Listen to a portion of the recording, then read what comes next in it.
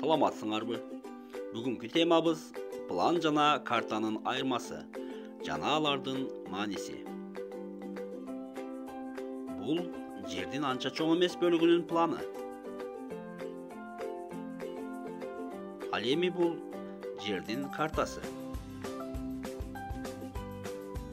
Жердин планы жана географиялык карта бул жер бетинин шарттуу белгилери менен кичирейтилип, кагаз бетине түшүрүлүшү. Анда экөөнүн кандайча айырмасы жана өзгөчөлүктөрү болушу мүмкүн. Биринчи айырмачылык.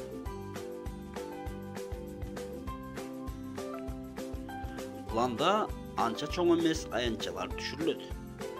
Мисалы, жемиш багы, мектеп аянтчасы, айыл же шаар, токой жана башкалар. Аларды түшүрүүдө жогорудагыдай шарттуу белгилер колдонулат жана ири масштаб менен түшүрүлөт. Мисалы, 1 сантиметрде 10 метр же 50 метр жана башка. Ал эми картада бир кыйла чоң аймактар, район, область, мамлекет, материк, ал тургай бүтүндөй дүйнө жүзү көрсөтүлгөн.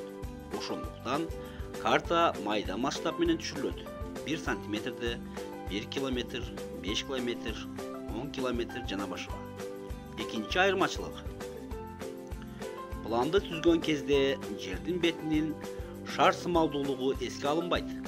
Планда түшүрүлгөн жер бетинин аянтчасы тегиздик болуп түшүрүлөт.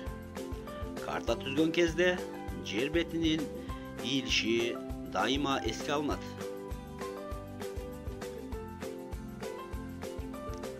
Үчүнчү айырмачылык.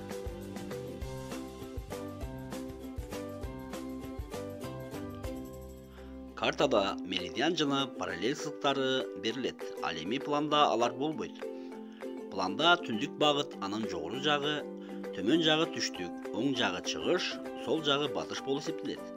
Картада түндүк түштүк багыты меридиан, батыш чыгыш багыты параллель сызыктар менен аныкталат. План менен картанын турмуштагы мааниси. Туризмди өнүктүрүү жана өзү жашаган аймакты үйрөнүүдө, башка өлкөлөрдү жана дүйнөнү таанып билүүдө.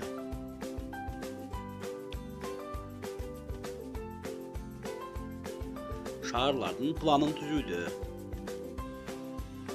шоссе жана темир жолдорду курууда,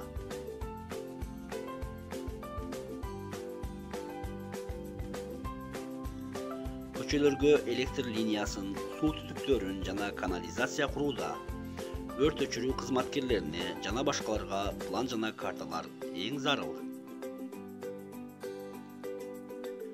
Картасыз деңиз жана аба транспорту иштей албайт. Анткени алардын багыттары картада көрсөтүлгөн жана аны такай пайдаланышат.